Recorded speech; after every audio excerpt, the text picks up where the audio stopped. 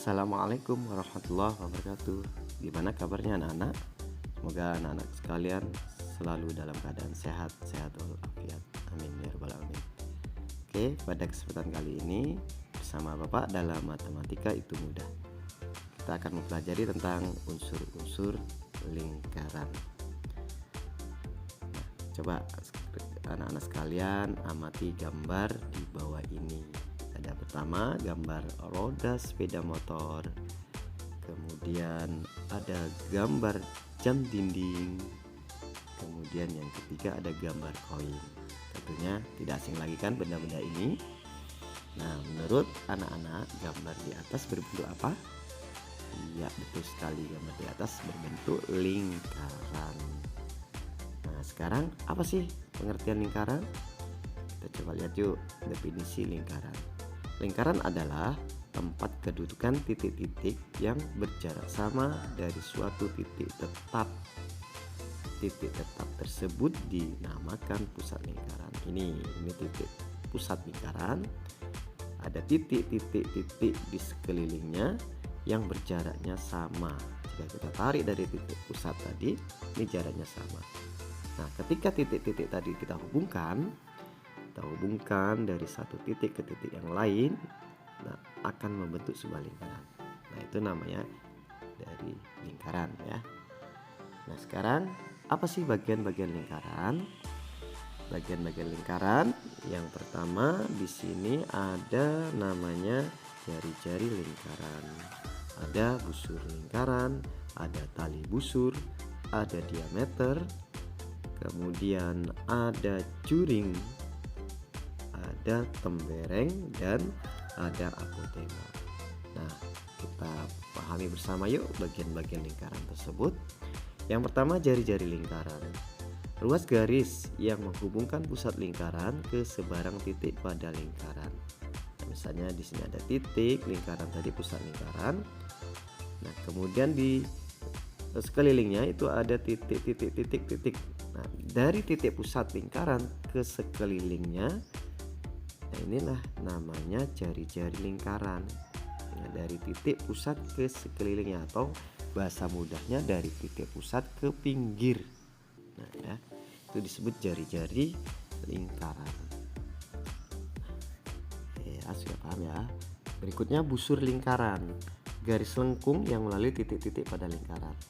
Garis lengkung misalnya ada titik A ke titik B. Nah, yang melengkung itu kita tarik. Nah, inilah disebut busur. Nah, seperti kalian ada busur panah ya, itu yang melengkung. Kemudian talinya, tali busur ya, ruas garis yang menghubungkan sebarang dua titik pada lingkaran.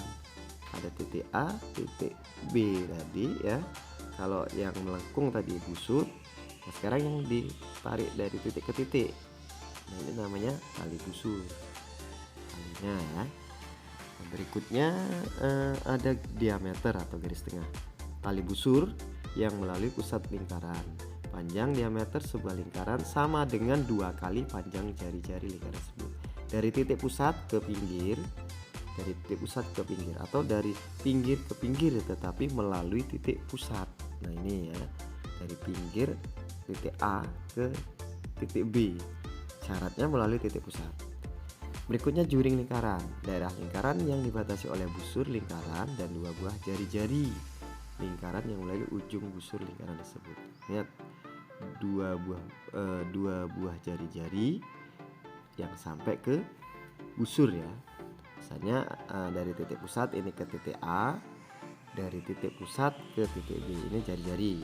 Ada 2 jari-jari, kemudian yang melengkungnya A ke B, itu namanya busur. Nah, daerah yang dihasilkan itu namanya juring ya, juring lingkaran. Berikutnya tembereng.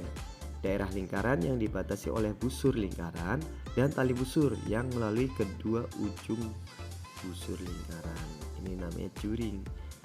Busur ya, titik A ke titik B, yang melengkung busur, yang dari titik A ke titik B nya yang lurus namanya tali busur. Nah, daerahnya itu namanya tembereng.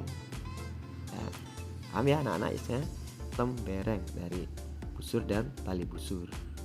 Nah, mudah kan? Nah, berikutnya apotema, ruas garis terpendek yang menghubungkan pusat lingkaran ke sebuah titik pada tali busur. Nah, tali busur A ke B, ini tali busurnya ke titik pusat. Nah, yang paling pendek berarti itu namanya apotema, ya. Nah, ya, mudah kan? Dari 7 itu semoga anak-anak semua sudah dapat memahaminya. Nah, sekarang coba anak-anak gambarkan sebuah lingkaran yang sebuah lingkaran tersebut anak-anak tentukan bagian-bagiannya, dari jari-jari lingkaran, dari yang kedua tadi busur, dari tali busur, kemudian ada diameter, ada tembereng, ada juring, dan apotema. Semoga dengan anak-anak mempraktekkan langsung, anak-anak dapat lebih memahami materi tentang unsur-unsur lingkaran. Oke, demikian pembelajaran kita hari ini. Semoga bermanfaat bagi anak-anak sekalian dan anak-anak dapat memahami bagian-bagian lingkaran tersebut. Bapak akhiri sampai sekian. Wassalamualaikum warahmatullahi wabarakatuh.